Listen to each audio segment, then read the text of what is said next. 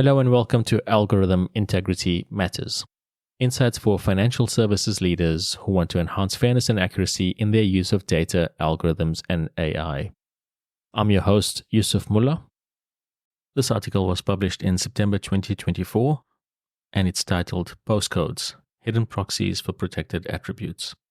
The background to this is that we've seen postcodes used in a variety of circumstances, and so this article is meant to help explain why postcodes are actually potential proxies for protected attributes and why they need to be carefully considered. So here we go. In a previous article, we discussed algorithmic fairness and how seemingly neutral data points can become proxies for protected attributes. In this article, we'll explore a concrete example of a proxy used in insurance and banking algorithms. The Universal Postal Union uses the generic term postcode to describe this addressing system, and it's used by more than 100 countries. Certain specifics, like how granular a postcode area is, may vary. The term used to denote postcode also varies slightly. So there's a list of those in the article. Postcode in Australia, Malaysia, Netherlands, New Zealand, and UK. Postal code in Canada, South Africa, and Singapore. I can't properly pronounce this, but something like Postleitzahl in Switzerland and Germany, Postnummer in Sweden, Denmark, and Norway, zip code in the United States, I think it's air code in Ireland, code post in Indonesia, code postal in France, although the French would probably say that a little bit differently, código postal in Spain, código de enderechamento postal in Brazil, Yubin Bango in Japan, and postal index number in India. Most of this naming convention is due to language differences, or there might be some subtle differences in wording. In this article, we'll use Australian terminology and data, but the concept will apply to most countries.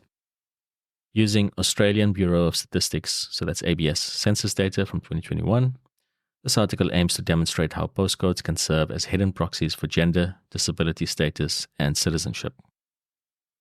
Gender ratios, not as uniform as you might think.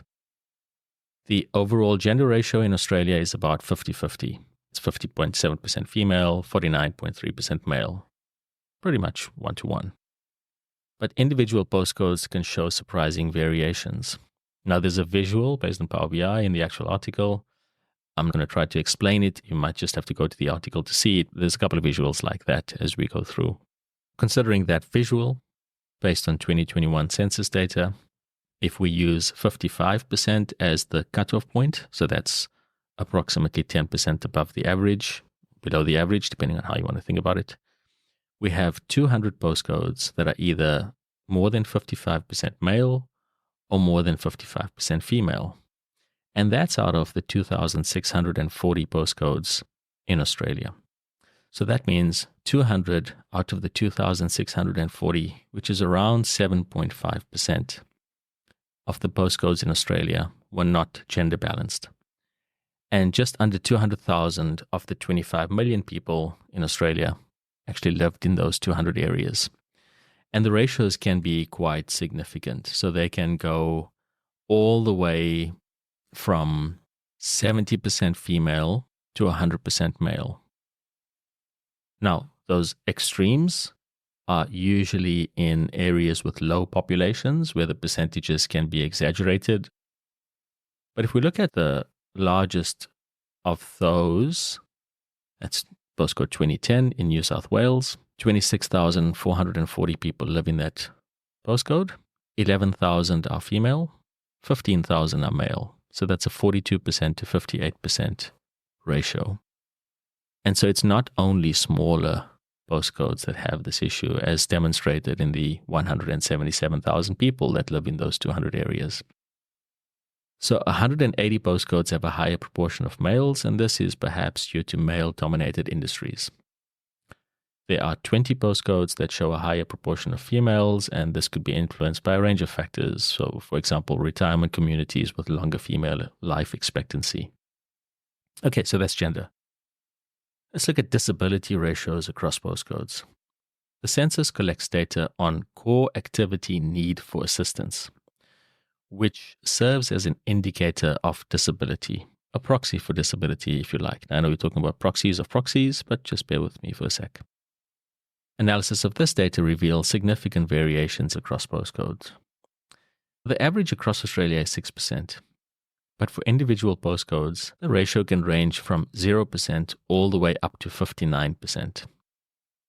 While 59% is an outlier, there are many postcodes in the 10 to 15% range, which is, again, significantly above 6%. So, for example, 11% of people in postcode 4655, Queensland, need core assistance, versus 4% in postcode 6164, Western Australia. And each of those have 66,000 people in them. These differences can be attributed to various factors, including proximity to specialized healthcare facilities, availability of accessible housing, and socioeconomic factors influencing health outcomes. The last item here we're going to talk about in this article is citizenship status. So we spoke about gender, then disability. Let's talk about citizenship status. Is postcode a predictor of citizenship status? Citizenship status is a protected attribute. It's illegal to discriminate against someone based on their citizenship status.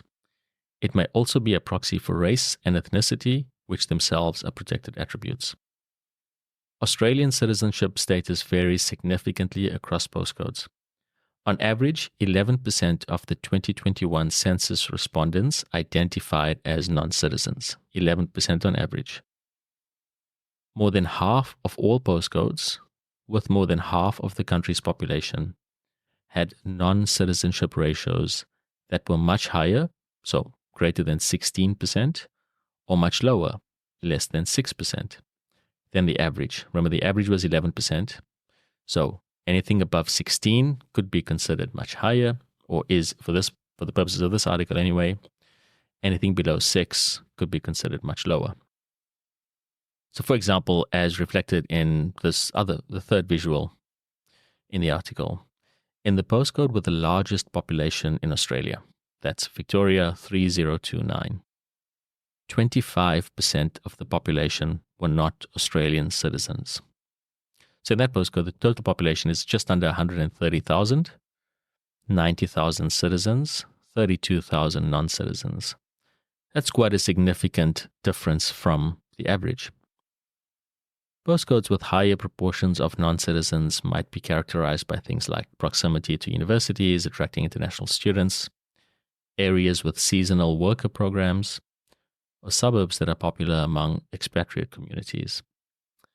In contrast, postcodes with higher citizen ratios might reflect established suburban areas with multi-generational Australian families, or regions with fewer employment opportunities for migrants. What are the implications for algorithmic fairness of all of what we've said? So the variations in disability, gender, and citizenship ratios highlight a critical issue in algorithm design. If postcodes are used as input variables, as they are, they can inadvertently introduce biases related to these protected attributes. For example, a lending algorithm using postcode data might unfairly disadvantage applicants from areas with higher disability ratios. A hiring algorithm could perpetuate gender imbalances by favoring candidates from postcodes with specific gender ratios. An insurance pricing algorithm that uses postcode data might be discriminating illegally against immigrants. So how do we mitigate this postcode bias? To address these hidden biases, there are a number of things that we need to do. First, we need to be aware of the potential for postcodes to act as proxies for protected attributes. We conduct thorough analyses to identify correlations between postcodes and sensitive variables.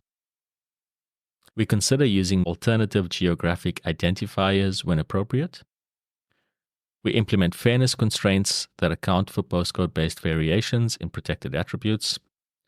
And we regularly audit our algorithms for unintended biases introduced by geographic data. Those are some of the things that we can do.